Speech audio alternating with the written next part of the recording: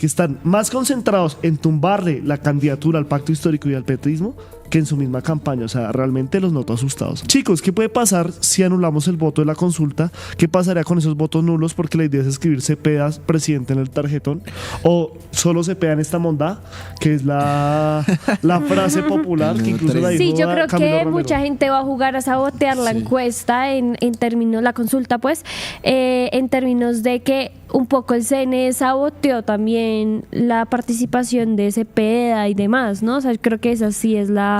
Y están preguntando si los votos nulos, ¿qué pasa? No pasa nada. No se cuentan, pasa pero igual nada. quedan en el registro de cuánta gente acudió a las urnas. Y ahí lo que yo digo es que lo escriba bien grande, que ocupe todo el tarjetón, porque si usted lo llega a poner sobre la foto de un candidato, le ponen el voto a ese candidato. Si usted lo hace sobre los 3 candidatos de una consulta, le da el voto a esa consulta. Así que la tiene que hacer, pero extremadamente grande en toda la esta. Si quiere poner a Abelardo La Espriella, o solo el Tigre, o si quiere poner solo Millos, o solo Santa Fe, o lo que quiera poner. No hay voto en póngalo ahí. blanco, ¿no? O sea, como mostramos en el tarjetón, no hay voto en blanco, que creo que es otra de las grandes dudas. Y es como, no, pues vamos y votamos en blanco. No hay voto en blanco. O sea, si usted pide el tarjetón de la consulta, tiene que votar por un candidato o en su defecto, pues lo que venían hablando de hacer anular el voto, pero no hay la opción de voto en blanco. Y Sí, mucha igual. desinformación frente a eso, ¿no? Igual yo vi a sí. este señor palabras mayores diciendo que votarán por el voto en blanco y yo decía, Sí, sí, viejo, sí. pero ni Y siquiera no conoce el está. tarjetón. Igual que la gente sepa que esto es opcional, ¿no? O sea, Sí, de es hecho, no deberían voluntario. dárselo. No Usted lo tiene deberían que dárselo. pedir si lo quiere votar. Si no quiere votar, no lo pida y ya solo vota Y Congreso. si se lo dan, devuélvalo, ¿no? O sea, Sí, y porque no lo si quiere votar, usted no devuélvalo. quiere votar, devuélvalo. Hablemos de cómo quedaron las listas, ¿no? Porque hubo ya reajuste. Hablábamos la semana pasada, pues lo que vimos es que el CNE tumbó varias de las listas del pacto histórico y las tuvieron que reacomodar. Tenían hasta el día de ayer, si no estoy mal, para hacer esos ajustes y eso fue lo que hicieron.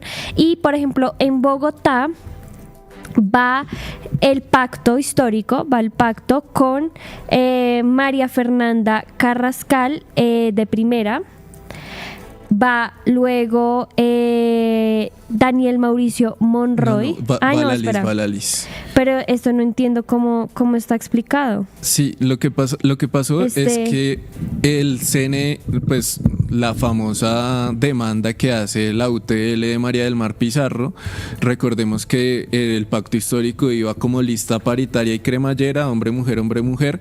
Lo que pasó en Bogotá es que las 3 primeras en votación fueron mujeres, entonces Sí. María del Mar, que quedó tercera, impugnó la lista reclamando Una persona de su UTL, ¿no? una persona de su UTL.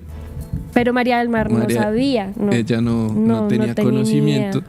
Y pues para que la lista quedara de acuerdo a la votación en la consulta.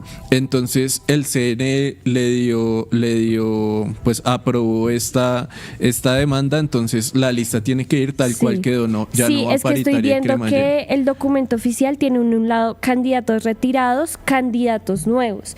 Y, por ejemplo, Daniel Mauricio Monroy Era el es segundo. un candidato, o sea, iba de segundo, pero ahora va Lalis, ¿no? Sí, Sí. va la lista. Luego va María del Mar. Luego va María del Mar. Ahí sí, Daniel ahí se mueve Heráclito, ¿no? O sea, como que ahí es el cuarto lugar que iba. No, pero No, ahí ahí va va Monroy. Daniel Monroy. Por eso va Daniel Monroy, pero antes estaba Heráclito. Sí, O sea, sí. Heráclito Él baja un baja de posición y baja a la sexta, que sería, a la quinta, perdón, que sería Heráclito. Luego va Claudia Romero Nader. Ajá. y Jairo León Vargas. Luego Gabriel Becerra, Andrés Camilo Rodríguez Castillo, Sandra Mirella Noza, John Álvaro Forero, María Angélica Prada en el puesto 12. Luego está segundo Celio Nieves. Luego María Alejandra Rojas Ordóñez, luego Miguel Ángel Barriga Talero, después Juan de Jesús Hernández y por último Guaira Puca Arias Florian. Hay que aplaudir. Y sale Juan de Jesús Hernández. Y aquí mucha gente que sabemos que está cercana y que participó en esa decisión. Pero realmente hay que aplaudir que por fin hicieron un movimiento hábil y lo hicieron bien. El pacto histórico es la marca que llevan diciendo 3 veces pacto desde hace 2 meses y realmente hicieron la jugada que tenían que hacer. ¿Qué hicieron básicamente? El CNE les dijeron, listo, les vamos a respetar sus derechos, tienen que inscribirse como Colombia Humana y como pacto histórico. que hicieron? Todos los de Colombia Humana renunciaron y el pacto histórico les dio la bala a todos porque ellos entendieron que la marca de pacto histórico es la que han estado vendiendo todo el tiempo, a pesar de que la Colombia Humana sea el partido directamente del presidente de la República. Entonces, ¿qué pasó? Las listas quedaron exactamente igual, solo con esta reorganización de Bogotá. Todas se pusieron a inscribir y todas quedaron como pacto histórico. Renunciaron a la Colombia Humana, o sea, prácticamente la Colombia Humana se perdió. Sí. Esa personería jurídica se perdió, o sea, la Colombia Humana ya no existe porque tenían que revalidarse en esas elecciones, superando un umbral y demás, o sea, sacrificaron la Colombia Humana. De disolución, sí. Y dejaron que el pacto histórico sea esa logo que quedó al lado del Centro Democrático en esa lista cerrada. Recordemos, no van a quedar que el 01, que el 02, no. Simplemente usted vota. Si quiere votar por el pacto histórico o por el Centro Democrático, como otras listas cerradas, vota netamente por el logo.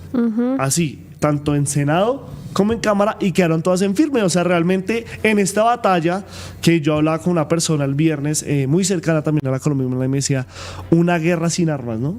O sea, realmente esto era, el domingo teníamos que escribir y era el CNE saca una cosa, nosotros sacamos otra cosa y dele hasta guerras. Hasta Cambio Radical, ¿no? Emitió un comunicado y le pidieron al registrador Hernán Penagos que revisara la documentación presentada por el pacto en la reinscripción de su lista y que la rechazara antes de las 6 de la tarde, que era que vencía el plazo para inscribirla, ¿no? O sea, hubo un comunicado y tal como revise que no le estén haciendo trampa con la documentación. Sí, hay como que importante decir, bueno, porque querían bajar la lista del pacto en Bogotá, en el Valle, en Cauca, sí, en otros departamentos, es porque el pacto no era un partido, era como una coalición y se integró como partido. Dentro de eso había candidatos de la Colombia Humana, pero la Colombia Humana no logró integrarse al pacto histórico por los requisitos que tenía para hacerlo. Entonces las listas al Congreso por el pacto al final tenían candidatos del pacto y candidatos de Colombia Humana. En algunos departamentos eso no se podía hacer porque hace 4 años el pacto histórico como coalición sacó más del 15% de los votos. Entonces no podía volver a lanzarse en coalición en este año. Entonces, ¿cuál fue la solución? Colombia Humana deja de existir, la gente que hacía parte de Colombia Humana se lanza por la lista del pacto y pues sigue la marca pacto como si nada. Lo único que hubo fue en Bogotá la reorganización de la lista. Ya no va a ser hombre, mujer, sino de acuerdo a la votación que tuvieron en la consulta de octubre. ¿Y lo mismo sucedió en la del Valle, por ejemplo? No. En la del Valle eso eso nadie demandó la lista por eso. Entonces estaba solo el tema de Colombia Humana y pacto. Entonces pues sigue igual, solo que pues deja de existir Colombia. O sea, María del Mar lo consiguió. Y no afectaron, quedaron, o sea, realmente el tarjetón tampoco se afectó. O sea, muy bien esa estrategia después de muchos errores que cometió el mismo pacto histórico. Lo que tú dices de Cambio Radical demuestra la misma actitud que cogió Catherine Miranda demandando la inscripción de Iván Cepeda, lo mismo que ha hecho el Centro Democrático pidiendo al CNE claridad de eso, y es que están más concentrados en tumbarle la candidatura al pacto histórico y al petrismo que en su misma campaña. O sea, realmente los noto asustados. ¿O no? Sí, aquí los afectados son Daniel Monroy, Heráclito, que los tuvimos acá, por ejemplo, defendiendo la lista cremallera, diciendo como es lo mejor que puede pasar, tal, y quien terminó teniendo la razón fue Wally, ¿no? Increíblemente, diciendo, ay, se tienen que acabar las listas cremallera, y vea. Sí. Lo tuvimos en la Cámara por Bogotá. Sí, no sé quién tenga la razón, porque igual el CNE también, o sea, tomó unas decisiones totalmente politizadas y les hizo el juego. Y aquí lo único que sucedió es que no lograron el objetivo de tomarle las listas. Y es porque, por ejemplo, hace poco vi una encuesta que salió de Atlas y dice que, por ejemplo, en Senado el pacto histórico tendría 28 escaños. 28 en Senado. En Senado. O sea, imagínense eso, o sea, subiría 4 más de los que sacó en 2022. Y yo creo que producto también de esas decisiones del CNE se ha, pues, de alguna manera fortalecido eso. Y además que también me parece, o sea, yo aplaudo porque es que realmente el pacto histórico se manda unas embarradas, unas catrascas, dirían los abuelos, realmente con esas decisiones, y ahora están enfocados en que en este mes toca decirle a la gente, listo, ya no vamos a votar por Iván Cepeda en esa consulta, no vote la consulta. Ahora es pero dos vamos. veces pacto, ¿no? Dos veces pacto. Ya 3 Sí. No hemos hablado de esa encuesta, ¿no? La encuesta Atlas Intel que la hicieron para semana y que sorpresivamente Abelardo de la Esprilla tiene un repunte, pues mejor dicho, y llega al 32,1% de intención de voto, e Iván Cepeda perdería, según esta encuesta, pues tiene un 31,4% de intención de voto, ¿no? ¿La hizo quién? La hizo Atlas ¿Pero para quién? para semana. Con razón, ese repunte tan maravilloso del señor Abelardo de la Esprilla, ¿no? Sí, pues es de esperar, ¿no? Pero sí, yo estaba revisando un poco esa, también veía que había una representación grande del centro del país, de gente de mediana edad. Bueno, acá No, en el tema de las encuestas cualquier cosa sale. Y salió también una investigación que Mariana, mayor representante de Vorágine, en esta mesa nos puede decir, me pareció muy chimba, severo, lo aplaudo también, esto que habló Vorágine sobre el tema de las intenciones de cifras y conceptos con las encuestas, ¿no? O sea, realmente también decirle a la gente lo que la gente dice, porque es que la misma gente lo dice de izquierda, derecha y de centro, y es que las encuestas también, sí, fidedignas y que no responden a intereses, no, pues tampoco. Sí, es una investigación de Vorágine en donde se encontraron unas, no diría que irregularidades, pero sí hay indicios de que quienes pagaron algunos sondeos de electorales son cercanos a algunos candidatos, y pues esto no se hizo público ni se hizo conocer, digamos que cuando se publicaron los resultados, y entre esos pues como responsables estaría César Caballero, que es el director de cifras y conceptos, pues señor que lidera, digamos que uno de los sondeos más importantes a nivel del país, que está en cargo de una de las encuestas, que es el que todos los años pues saca, digamos que este boletín de quiénes son los mejores congresistas, quiénes son los influencers con mayor alcance, los medios y demás, y César Caballero responde que él buscó a 20 candidatos, pero lo que encontró Vorágine es que en realidad la plata para estos sondeos llegó a través de empresarios, ¿no? Entonces, varias irregularidades que yo creo que todo el tiempo uno cuestiona las encuestas, uno todo el tiempo tiene estas dudas sobre de dónde, quién hace la encuesta, cómo se hizo, qué tan certera es, qué tan rigurosa, el margen de error y demás, pero creo que esto lo que revela es que en efecto sí hay unos intereses detrás de esos sondeos, y los financiadores realmente sí influyen en cómo se realizan esas encuestas. Y lo que tú dices, o sea, lo que dice la investigación, o sea, realmente aquí no se cuestiona que hayan irregularidades, sino porque omiten quién las paga. O sea, también omitir aquí no es una cuestión de, se les pasó decir casualmente quién las había pagado y por qué eran tan afines y ya luego uno y decir como, pero es que recordemos que este es afín a tal, ¿no? Este está patrocinando tal campaña. O sea, también todo muy enrarecido ahí, y las verdaderas encuestas van a estar este 8 de marzo. Pues ahí, por ejemplo, hay una empresa que está relacionada con Gómez Amín.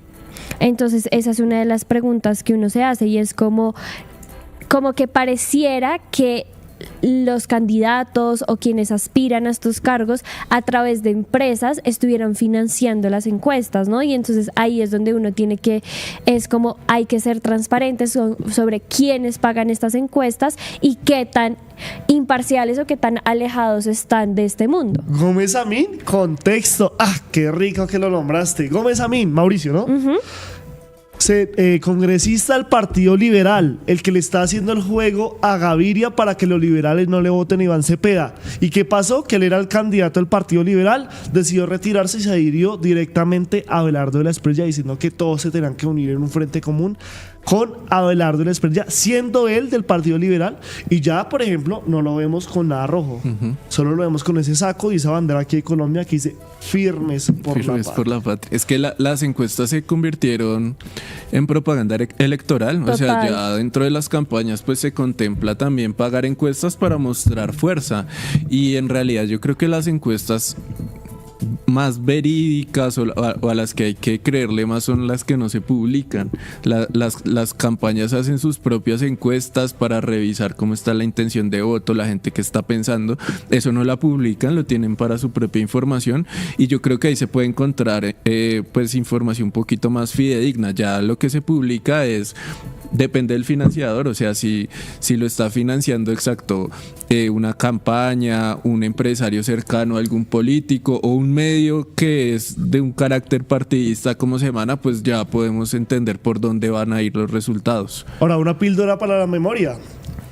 Cuando estaba vivo el señor Miguel Uribe Turbay, él contrató una encuesta en la cual decía al nivel interno que el Centro Democrático tenía todo el apoyo de él, que él realmente era el candidato, lo que hizo que Paloma Valencia, María Fernanda Cabal, Paola Holguín y Andrés Guerra, que en ese momento eran precandidatos de ese mismo partido, dijeran: uy, no, este man nos está jugando sucio, está contratando una encuesta amañada para él de alguna manera cogerse el título de ser el candidato de Uribe y del Centro Democrático. Se agarraron y demás. Después, cuando lo asesinan, mágicamente ellas se convierten en las mejores amigas de Miguel Uribe Turbay.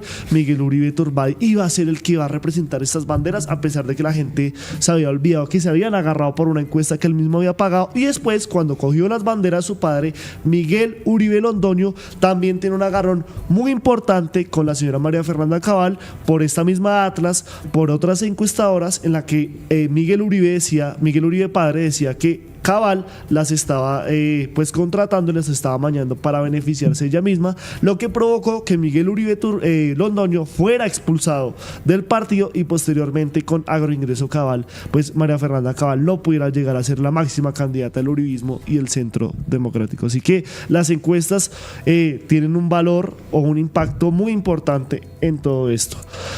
Aquí tenemos otros trinos que hizo el presidente de la República que me parecen muy importante que los analicemos, y me ayuda Master a proyectarlos aquí en pantalla.